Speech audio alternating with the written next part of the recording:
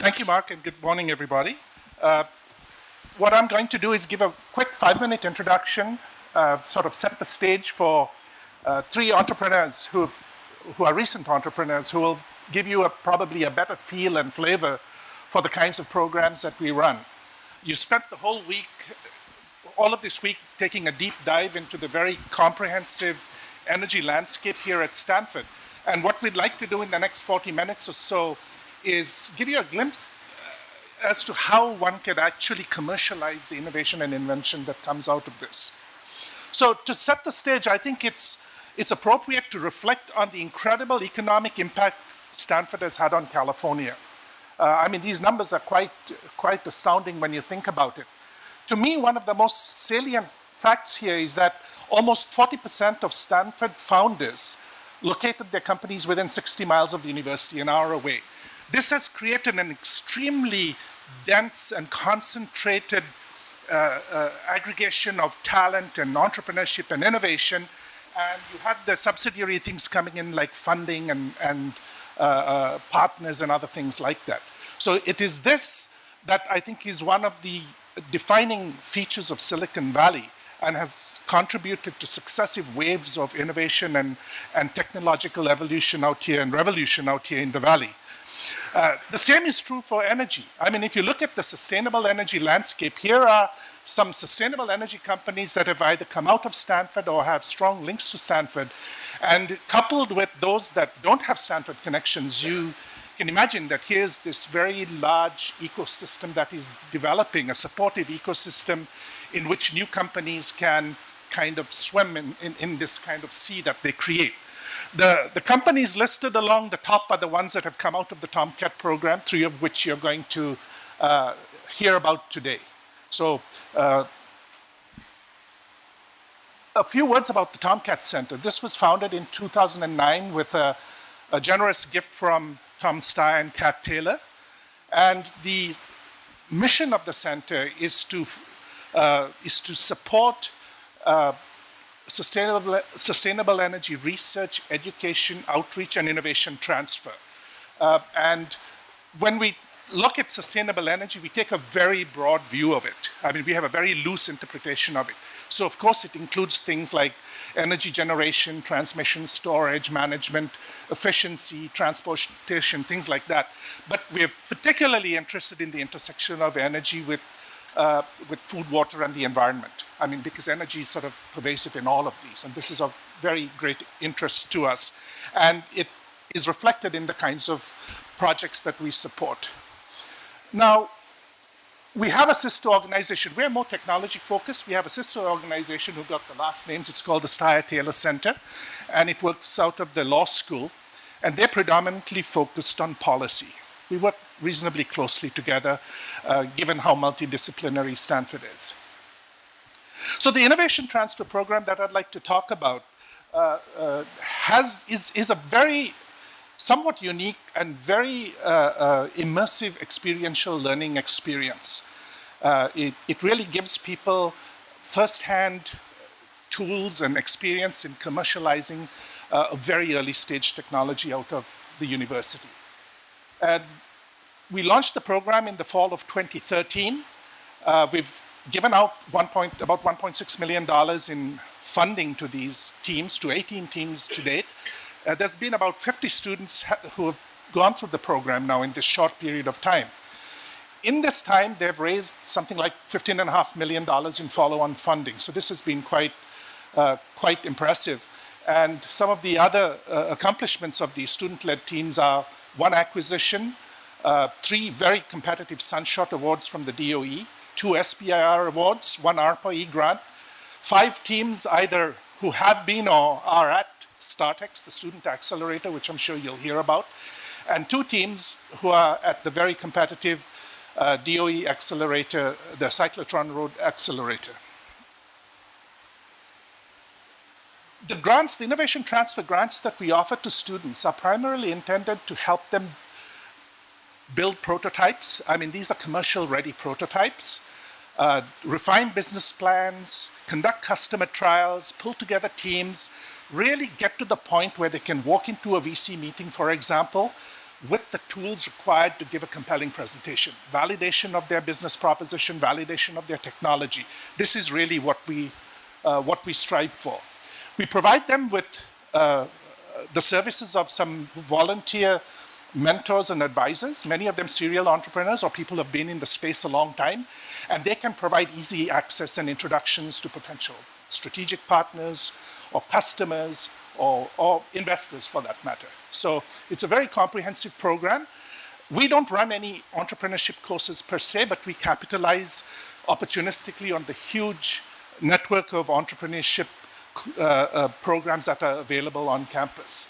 The ones that have been particularly useful to our teams are the Center for Entrepreneurial Studies out at the GSB, particularly the Venture Studios, also the D School, where they have some very valuable classes, some of them project-based.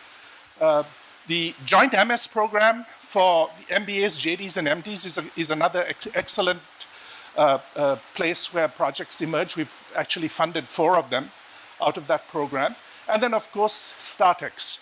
I'd encourage you to go to the Stanford Entrepreneurship Network website, where you can get a lot of information, perhaps more than you want, about all the resources on campus. I think you'll be kind of surprised when you see how much there is. So looking at the 50 students that we have, you can see about a quarter of them are MBAs, and the rest are from the engineering and sciences. Mostly graduate students, though we have a smattering of undergraduates, 5 of them.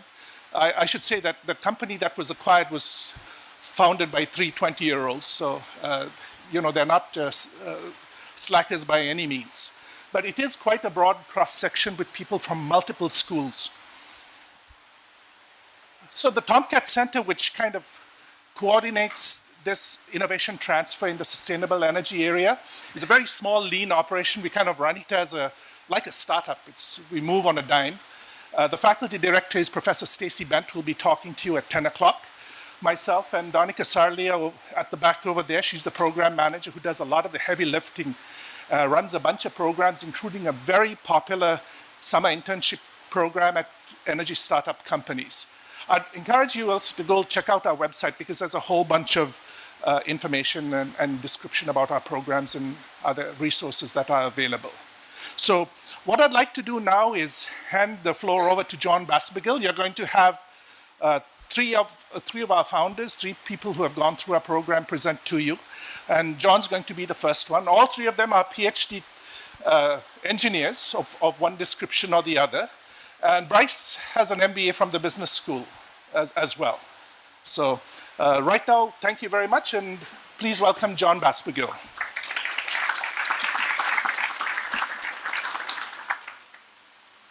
Talking about your life, your history, your research here at Stanford, and the commercialization of that research in 10 minutes is a bit daunting, but I will do my best. And if anybody has any follow-up questions, I'm happy to talk to people after the event. So my company that I'm working on is called Spectrum, and it provides energy analysis software for the architecture industry. Before I go into details on the company, I'll just give you a little overview of my background. So these are pictures of my hometown growing up. I grew up next to a forest preserve, and in fact, my first summer job on the upper right, that was my crew, when I was 19 years old, involved doing conservation work in this forest preserve. Built some bridges, maintained trails, and this is a picture of that forest preserve. I show this to kind of conceal kind of the thread that I've had through my life of kind of interest in and respect for the environment, the outdoors, something I've been kind of passionate about my whole life. I'm not, I would say, a tree hugger by any means, but the environment is something that's important to me. So moving on to my academic history, kind of moved around the country a little bit in terms of the different degrees. The blue are the states that I visited. Went to a wedding in Texas last weekend, so can cross that one off the list. But anyway, I studied engineering at Harvard, mechanical engineering, a little known program. There were 3 of us, so moved on to my master's at USC. I studied building science in the School of Architecture. It was a research-based program, which I loved and kind of fed my interest in doing more research. So that's what brought me to Stanford in 2009, did my PhD in civil and environmental engineering, and I focused on life cycle assessment of buildings and conceptual design of buildings. Last year, I was in the first cohort at Cornell Tech. Cornell Tech is a new partnership between Cornell University and the Technion in Israel. They won the bid to develop Roosevelt Island in New York City. And 2014 was their inaugural year for postdocs to commercialize their PhD research. So I was there last year. They gave an initial investment in my company. And then this year, Stanford has funded me. So I'm back here doing a second postdoc in civil environmental engineering. A little more about me globally. Again, the blue are the countries that I've visited. So a little fun mixed in with some experiences that tie into what I'm doing now. So just some travel pictures. I was in a Bollywood film in Singapore airport as an extra. I wasn't cast. I was just sitting there waiting for my flight, and they just said, "Would you mind us filming you?" Anyway, the pictures on the right are all in Thailand and Laos. So I worked for a company called Rustic Pathways for 7 years on and off, running adventure travel trips, but also I was their sustainable development manager, building some really cool community service bases. You can see here, the setting is just spectacular. It's on the border between Burma and Thailand. So anyway, these were some of the structures that I helped design for this site. Really cool experience, and obviously, again, ties into this theme of the environment and even the research that I did at Stanford, which again focused on life cycle assessment. So if you're not familiar, life cycle assessment is a accounting method for looking holistically at the impacts of a product, a process, or in my case, a building. So we're looking at these, you want to look at upstream impacts of materials, where they came from, raw material acquisition, processing and manufacturing those materials, packaging them, distributing them, transporting to the sites. And then the operational phase, the usage is very important. And then finally, end-of-life scenarios, that's recycling or disposing. This is a general framework that can be applied to all sorts of things. And then specifically to buildings, again, you have the upstream impacts for the materials. And then the usage is a critical phase there for operating the systems of the building. That's heating, cooling, lighting, water, plug loads, etc. So this is the framework that I used for my research here. Another piece of my research was integrating computational analysis. So the problem right now in the architecture industry is that architects don't have tools to evaluate lots of options in buildings. So it's a very uncoordinated and kind of slow process in that they manually have to iterate and evaluate one design at a time. So over the course of a month or two, typically an architect will only evaluate 3 options. They'll get very thorough analyses, but the problem is that they're not really seeing the big picture of all the different options that they could consider. So a big part of my research here was integrating computational processes so that architects can look at lots of other options very quickly. This is the kind of the computational framework I used in my research. So the first piece is what's called building information modeling. That's kind of CAD, computer-aided design 2.0. It's come along in the last 10 to 15 years, which allows architects to more intelligently design in 3 dimensions and assign information like materials and the site conditions to their model. What I then did was integrate all sorts of analyses programs, embodied impact, cost, operational energy, into this computational framework, which allows architects to get feedback very quickly on lots of options.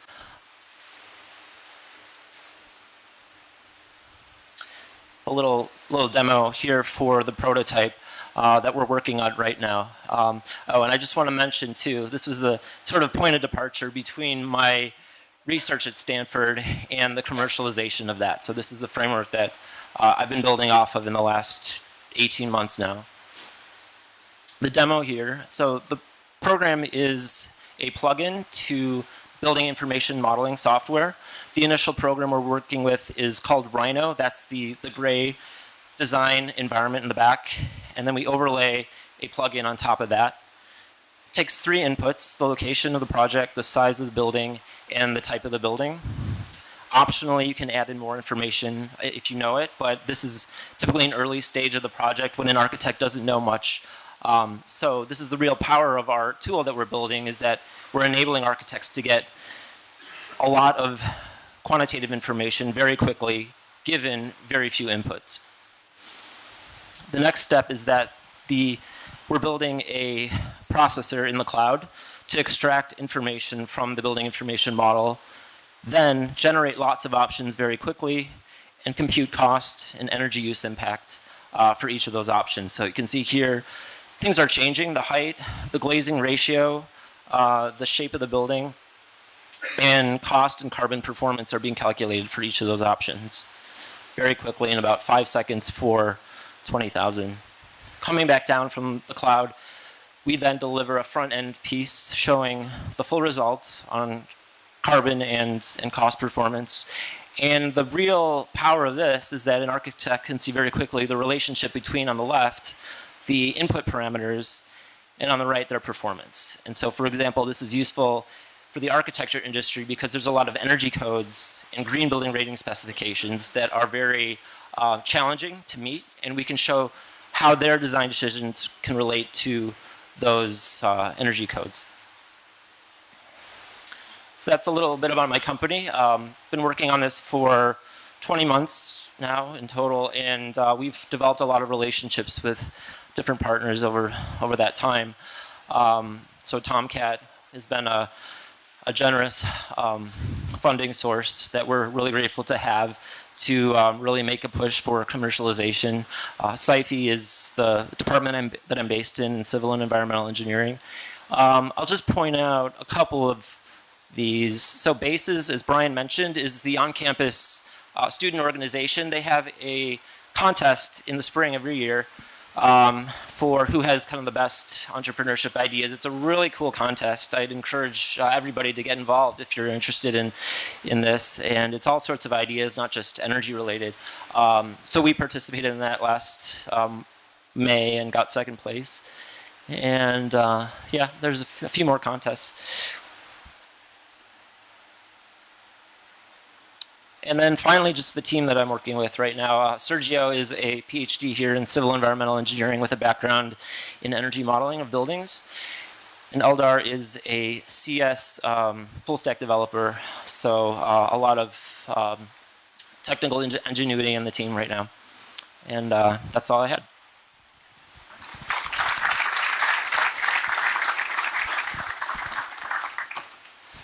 All right, thank you. So my name is Itasha Cave, and I'm the Chief Science Officer of Opus 12. And we like to say that we're converting waste CO2 into wealth. And so before I talk about the technology and the value proposition, I want to first talk about the team, because that tells a story of how we came together. So the founding team consists of Kendra Kuhl, myself, and Nicholas Flanders, shown here. And we all are Stanford graduates. Kendra and I worked together in a lab here at Stanford in the chemical engineering department for about 5 to 6 years. And we worked on similar technology to what we're doing in our company. Nicholas Flanders got his MBA here and is still working in the IPERT program to get a master's of engineering. And we found Nicholas through a networking event here on campus. It was a clean tech networking event in the business school, and we talked to him and told him about our idea, and he joined the team. So that's something to keep in mind as you join these clean tech events, to be looking out for maybe future co-founders as you guys are going throughout this week or any other events that you attend, is that there are people out there with common interests and that want to do very similar things, and you guys can come together and actually make something out of that. So the three of us worked together in our free time for about a year while I was finishing my PhD, and Kendra had a postdoc at Slack, and Nicholas was also finishing his MBA.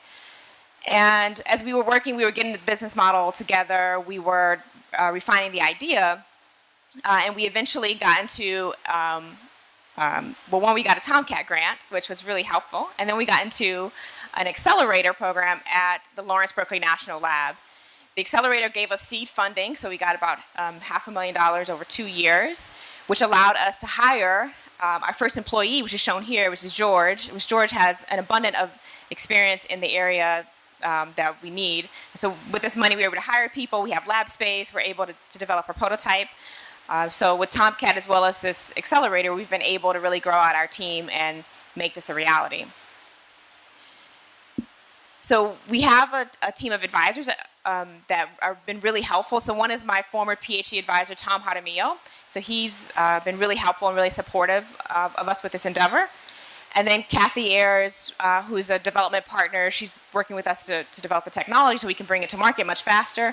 We're also working with 2 professors, one at Cal and one at the University of Texas at Austin. So it's been a really great support system that we were able to put together because we have this idea and this technology that we're driving forth.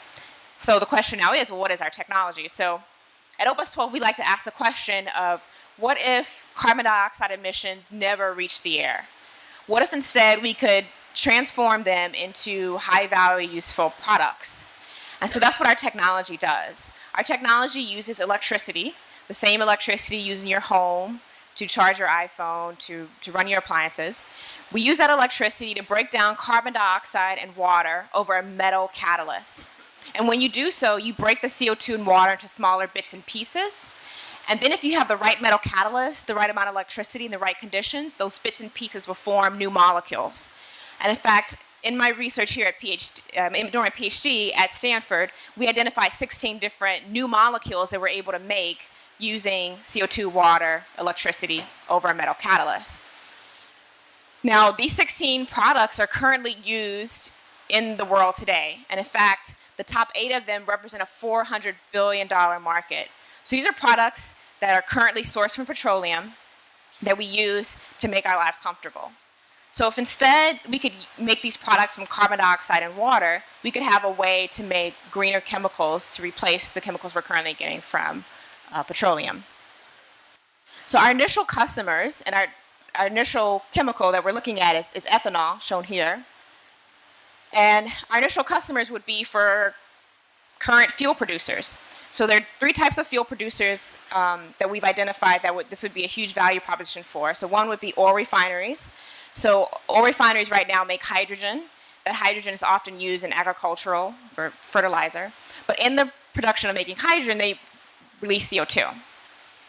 There's also corn ethanol producers. So 10% of what you put in your car is ethanol. That ethanol comes from corn ethanol producers. And in the production of making corn ethanol, for every ton of ethanol they make, they emit a ton of CO2.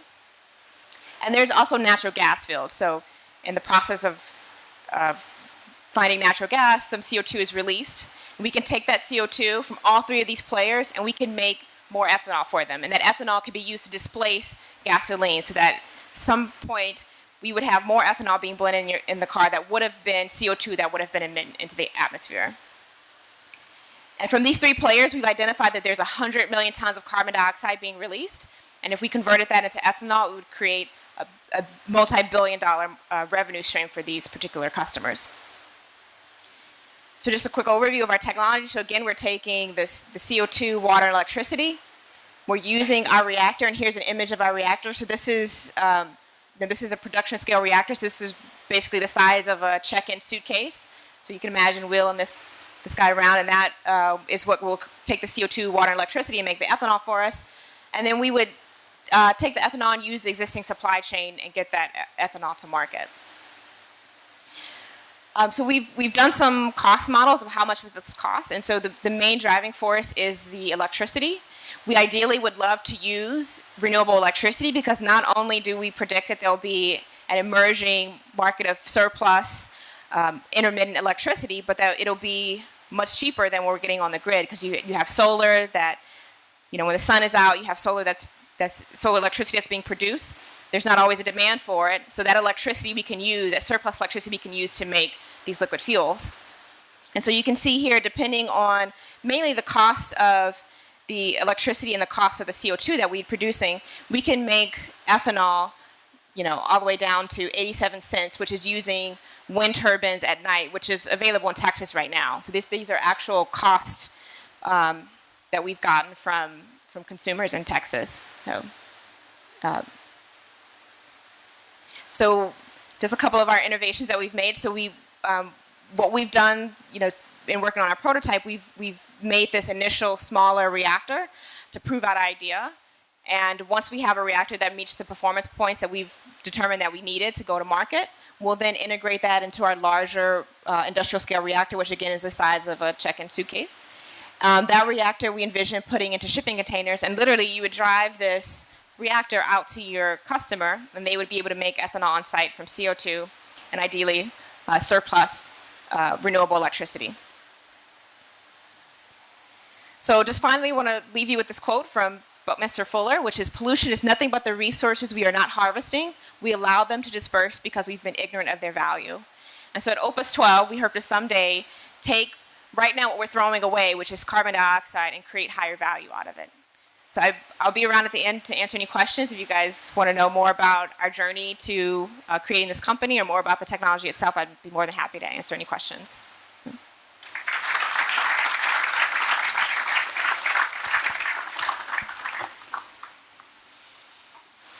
Okay, great. Last on the list, but not last in your hearts, I hope. I'm Bryce Meredith. I'm one of the founders. Oh, we're not up there yet.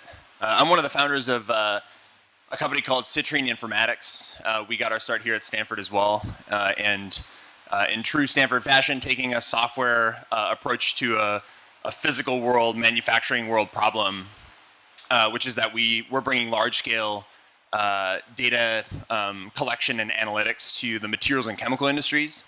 We're not an energy company per se, but it so happens, as many of you might know, that very many energy problems and sustainability problems are materials problems at their core, and we can make those problems much less serious.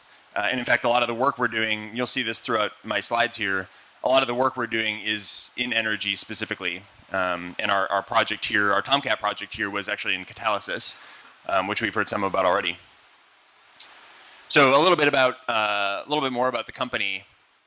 Our mission statement sounds not unlike Google's. We unlock new and hidden insights from humanity's materials data. We don't care about data on the web in general. We only care about materials and chemical data. And our goal is to be the best in the world at harvesting it at a very large scale from very many different sources, and then using state-of-the-art machine learning techniques to extract value from it and deliver insights from that to major materials companies, the Dows and DuPonts and Alcoas of the world. So a little bit about our team. This is actually an out-of-date photo. There's more of us now. So we're taking a new team photo in a couple weeks. There's 3 founders of the company. We're all materials scientists by training. We all have advanced degrees in materials. I don't know if there's any, hopefully there's some MSc folks here in the audience today. And we also, as you would expect, since our company sits right at the confluence of material science and computer science, we also all have simulation and modeling or formal software backgrounds. And there's a deep Stanford connection, obviously. So I did my undergrad at Stanford, 07, materials science and German studies, but material science is what pays the bills now. And I came back for a victory lap to do an MBA at the GSB. And in between, I actually I did my PhD at Northwestern, so I've been in school for a really long time. And I saw, John, are you from the Chicago area? Yeah, I love it. It's great. You should all visit. A lot of people in California have never been to Chicago. It's awesome. And my co-founder, Greg, who's on the far left there, is also a Stanford MBA. We met at the GSB. There are not many material scientists at the GSB, so we got to know each other pretty quickly. And then I recently became consulting faculty in the materials department. So we have very deep connections here to this place. And unfortunately, I have to admit this, given the audience here, we have one very proud Cal Bear on the team. The third co-founder, Kyle, went to Cal. And if you're wondering, yes, we are doing a team tailgate for big game. So it could get ugly. We'll see. Especially given that Northwestern game, I don't know how I feel about our chances. Cal's not as much of a easy win as it used to be. So here's what are sort of the value props that our software platform delivers to a typical customer, which are not only big materials companies, but also companies that need advanced materials for their products, like Samsung, Apple, General Motors, Boeing, companies like that. Actually, we talk to them a lot too. One is kind of the most obvious. Let's use large-scale data, patterns in these huge materials and chemical data sets to predictively guide R&D. as maybe an alternative to traditional simulation and modeling. We can also optimize manufacturing and improve yield, diagnose problems. We can do real-time analytics of inline characterization data of materials that are going through the manufacturing environment. And interestingly, we can also help predictively guide sales. So some major chemical companies, for example, are maybe a little less interested in inventing new polymers, as exciting as that is maybe to all of us who are scientists, and are more interested in selling more of the polymers they already make. So we have technology that can do that as well. Here's a schematic of what we do for these, what our platform does for these different customers. We view the world as consisting of very many different sources that might teach an algorithm about how materials behave. And this is just a subset of them. So most obvious to the people in this room would be papers and patents. We actually have algorithms that will go through papers and strip out information from the figures, the tables, the text, and so forth. Patents, similarly. We also integrate information about commercial products, internal R&D data, existing databases. Our platform can bring all this data together and use algorithms to analyze it for our customers. So, of course, the goal of this always is to deliver some kind of actionable insight based on analyzing all this data in the aggregate, which is something that none of these companies can really do today. And we've been finding out they've been trying to build these sorts of solutions in-house and have been having trouble because they're not IT companies. So what does it mean to do machine learning for materials? Actually, our first demonstration project was in the area of thermoelectrics, which is energy. And I guess Arun either spoke or is speaking. He's a world leader in this area, and actually he was part of our diligence process that our investors put us through, which is getting grilled about thermoelectrics by Arun is an intense experience. Let's put it at that, leave it at that.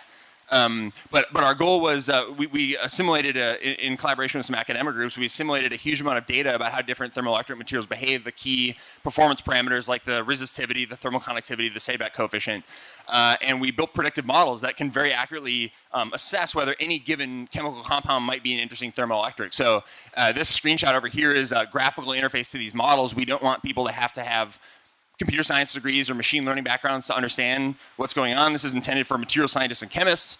And those bars indicate how likely a given material is to have the right values of those different properties I mentioned. And we can also do sort of brute force screening through huge regions of composition space for new interesting materials. We did a brute force through every ternary system. That's one slice out of 100,000 ternaries. And we generated these heat maps that then guided our collaborators to the synthesis of some new materials. And in fact, this worked. The proof always has to be in the pudding. If anyone else here does computational modeling, you'll know that one of the scariest things to do is make a prediction, because you could be wrong. But luckily we were right. So this is a schematic illustrating sort of the known universe of thermoelectric compounds. This was what was in our training database for our algorithms. Each dot on here is a distinct compound. The materials are located according to the weighted average positions of the elements in the compound. So boron nitride, for example, would sit right on top of carbon, halfway between boron and nitrogen. What you see is that known thermoelectric space is clustered over here. That's what the oval indicates to you. It's chemically, they're chemically relatively homogeneous. That's what this illustration shows you. And so the question we asked with our collaborators is, how would you break outside of this usual suspect search space to find needles in a haystack that are outside of that? And that's, of course, very, very difficult to do, certainly with traditional experimentation, even high throughput. It's also difficult to do with traditional physics-based models. But we actually used our very, very fast machine learning models to point our collaborators towards a rare earth ternary alloy out there, which, if you just look at its chemical formula, it doesn't look like it should be a decent thermoelectric at all. But it actually performs similarly to silicon, which is being commercialized as a thermoelectric today. So it was a case where the machine learning models were able to deliver a result that was not necessarily chemically intuitive, but turned out to work in the laboratory, which of course is sort of the holy grail of what we're trying to do, helping people augment their own intuition as chemists or material scientists to make new discoveries. And a big theme behind what we do is filling in gaps in knowledge. So this is, I won't spend too much time on this, but this is sort of the sales-oriented side of what we do. But product designers who are selecting materials will specify ranges of properties that they want. Those properties aren't always measured. And in the cases that they're not, we can actually fill in the gaps predictively. That's what these little calculator icons are.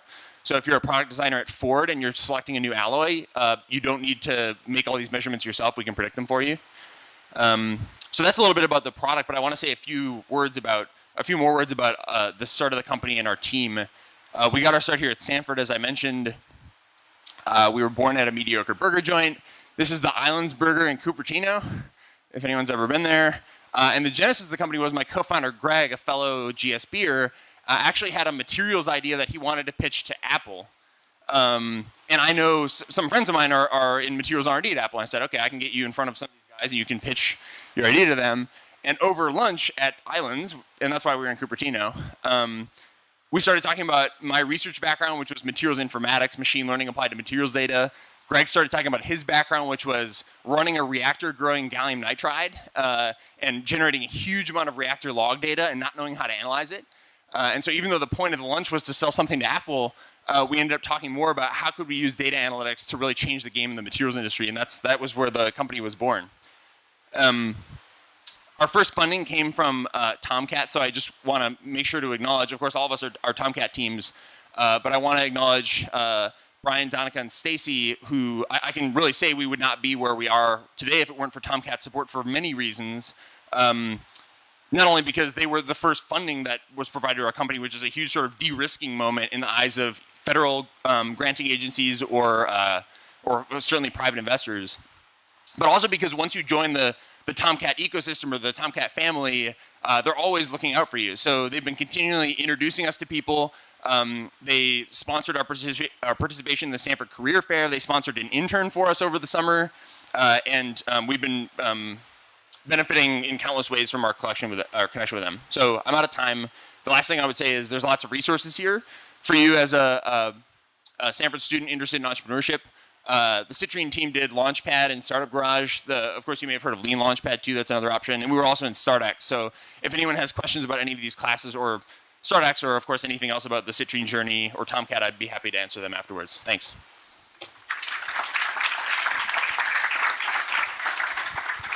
Okay, we have time, a very short time for a few questions. Please feel free to ask any questions of the three speakers that you have heard. You guys want to stand up here? And don't be shy. At the back.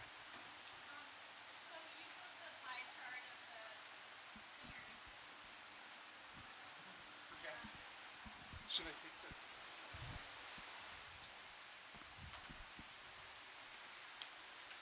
that? So you just showed the pie chart of the students from each school who are in the program. What percentage of those teams are cross-functional or across the schools? Or are they typically teams, two GSBers like within the team? Or do you see people partnering across different programs? They're quite diverse. So some of the teams may be fairly homogeneous, but I would say of those 18 teams, probably 3/4 of them are quite diverse. They have people from multiple schools, CS, engineering, the business school. So it wouldn't be like 3 GSP people on one team, though there are a few teams that may have 2 of them. So the teams are pretty diverse. And as Etosha said, there are some really good events, networking events that you can attend that bring people together, where you can get up and talk about your ideas and get other interested parties to join with you.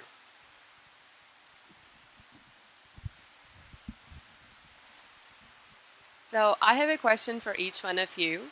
The question is, what was the hardest point in your entrepreneurial journey, especially like transitioning from hardcore being a scientist and doing research in a lab to an entrepreneurial path?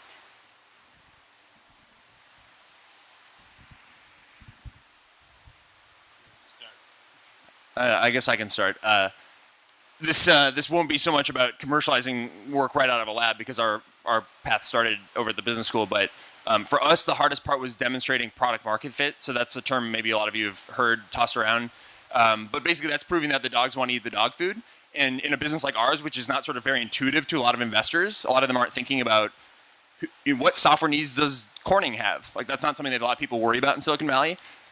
There was a lot of question about, is this a little lifestyle business or could this be $1 billion company? There was no calibration for a lot of investors around here. And so we had to go out there and prove that these big companies will pay real money.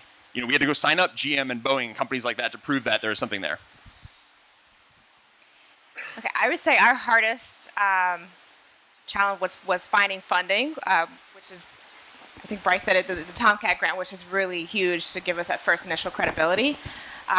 When we were starting out, I remember I very naively thought, oh, we're a bunch of Stanford graduate students. People give us money because they know that we have good ideas and we'll get stuff done, and we've been working on this for so long. And We're in computer science.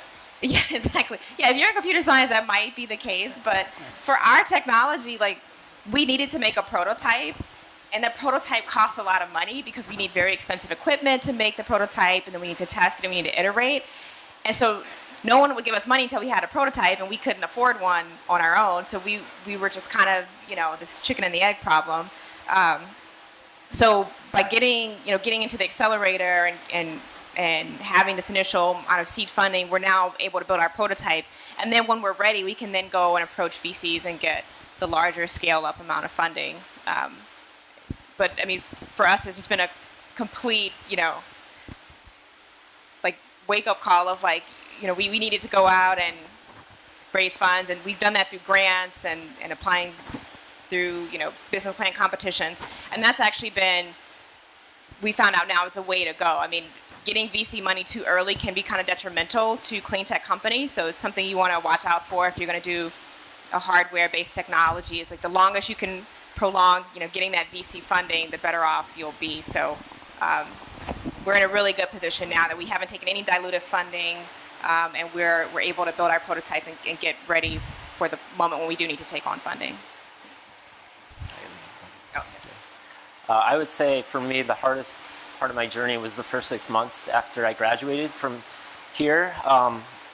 Like many of us standing up here, I'd been in school forever and hadn't really, you saw my slides of like the work experience I did, which was very hugely impactful, I thought, but not very, I guess, like corporate, very business, I didn't learn much about business while I was doing that. And to have to come down out of academia and be thrown into the streets of New York City as my kind of first real corporate experience was a huge learning experience. Talking with customers, interacting with investors was, eye-opening, but very challenging. So that's, it was a good learning experience. It was very difficult, but that was the hardest part for me. Okay, we have time for one more question, then you can talk to the speakers outside while you're So this is for Opus 12, but if you guys have anything to say about this, we'd love it as well. So in your case, you had the technical knowledge, you and your partner, and the idea as well. So there are a lot of smart business guys around. I just want to know why you picked particularly that one out of everyone else, and then and then when you got to later stages, obviously you don't need to go into specifics, but when it comes to ownership structure, value assigning in terms of who's going to do which role, that kind of thing. I'd love to know more about how you guys actually got onto that level.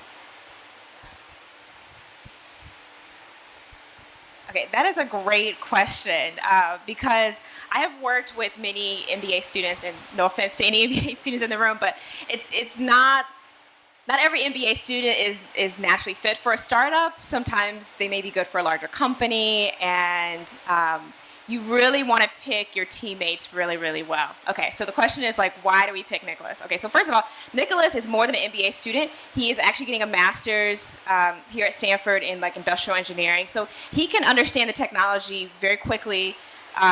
In fact, he got a bachelor's in math, so he's very sharp. He understands what we're doing, on a high level. He can't be in the lab and build stuff, but he understands it very well. And he also can do a lot of our techno-economic analysis. So through his master's here, and plus his former role as a consultant, as a McKinsey consultant, he worked in a clean tech practice where they looked at very, big problems around clean tech and clean energy. So he has that background of doing, spreadsheets and doing analysis. And one thing I found as just a tip, MBA students who are former consultants I've had a phenomenal experience with them. They tend to be hard workers. They're used to working with a team. They're used to putting together large sets of data and looking at data, and tend to have somewhat of a technical background. So as sort of an initial filter, if you find an MBA student who's a former consultant, they could be a really good fit. But even with Nicholas's background, we still kind of had a bit of a trial period. I mean, for a year, we were working where we didn't have a company. The three of us were working in our free time. We had full-time jobs. I was finishing my PhD. Nicholas was finishing his MBA. But we worked on business plan competitions. In fact, Flow, which was mentioned in previous presentations, was a competition we first worked on. And so we really got to see how we could work together as a team. And we put together a business model, and we were presenting that, and we got to see how involved Nicholas was with us. And so that was like a huge kind of validation for us to see that he could, work well together. He could bring value to what we were doing, and he's been just phenomenal ever since then. So definitely, if you're working with anybody, even if they're an engineering person, like, try to get some way to work with them in a business plan competition to see how you guys work together as a team. If they're a former consultant, might be a good sign that they're, good, hardworking, could be a good fit. Was that all your questions? Please give our speakers a